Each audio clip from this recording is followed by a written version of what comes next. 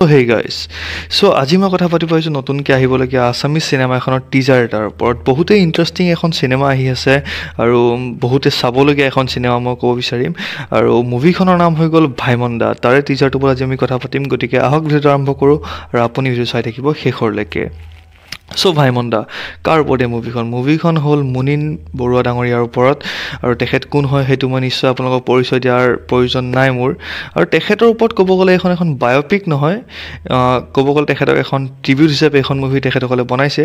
আৰু মুভিখনত কি দেখুওৱা হৈছে? মুভিখনত দেখুওৱা হৈছে আমাৰ আছামিজ ইণ্ডাষ্ট্ৰীৰ মুভিৰ চিনেমা বনোৱাবোৰ কেনেকৈ আৰম্ভ হৈছিল, 90sত কেনেকুৱা আছিল, বৰ্তমান কেনেকুৱা হৈছে, আৰু এই তেতিয়াৰ পৰা এতিয়ালৈকে কিবোৰ পৰিৱৰ্তন হৈছে, কেনেকৈ পৰিৱৰ্তন হ'ল, সেই সকলোবোৰ আপুনি মুভিখনৰ ভিতৰত দেখা পাব। মুভিখনৰ ভিতৰত আপুনি দেখা পাব young Zubeen Garg, young Ravi Sharma, young Jatin Bora বা অন্য যিবোৰ আমাৰ আছিলে, যেনেকৈ পৰশাৰণী বিষয়া হৈ গ'ল বা অন্য যিবোৰ অভিনেতা আমাৰ ইণ্ডাষ্ট্ৰীত আছিলে, সেই সকলোবোৰক আপুনি য়ং হিচাপে দেখা পাব।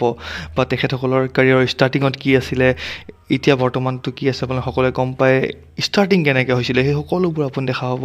মই বহুত এনেকুৱা এখন চিনেমা চাবলৈ মন আছিলে যে য'ত আমি দেখিম যে আছামিজ চিনেমাৰ ইণ্ডাষ্ট্ৰীটো কেনেকৈ আৰম্ভ হৈছিলে, এতিয়া বৰ্তমান এইটো যুগলৈ কেনেকৈ পাইছেহি, যিহেতু আমাৰ জন্মৰো বহুত আগৰ পৰা আছামিজ চিনেমা ইণ্ডাষ্ট্ৰী চলি আহি আছে। আৰু এনেকুৱা চিনেমা আমি বলিউডৰ ইণ্ডাষ্ট্ৰীৰ ওপৰতো বহুত চাইছোঁ, কিন্তু আছামিজ চিনেমাৰ ওপৰত আজিলৈকে এনেকুৱা চিনেমা বনা নাছিলে, কিন্তু বৰ্তমান বনিছে। আৰু টিজাৰটোৰ ওপৰত কথা পাতিবলৈ, টিজাৰটো বৰ এটা বেয়া লগা নাই। টিজাৰটো ছেটিছফাইং লাগিছে এটলিষ্ট। তাতে যিবোৰ এক্টৰ্ছ আছে সেইবোৰো ভাল, যেনেকৈ বৈভৱী গোস্বামী আছে, লগতে এবাৰ আমাৰ হৰপল শইকীয়াও আছে। তেখেতো বহুত ভাল এজন কমেডিয়ান হয় বা বহুত ভাল এজন এক্টৰো হয় বুলি ক'ব পাৰিম। আৰু অন্য বহুত কেইজন এক্টৰ আছে যিকেইজনক আপোনালোকে হয়তো দেখি থাকে।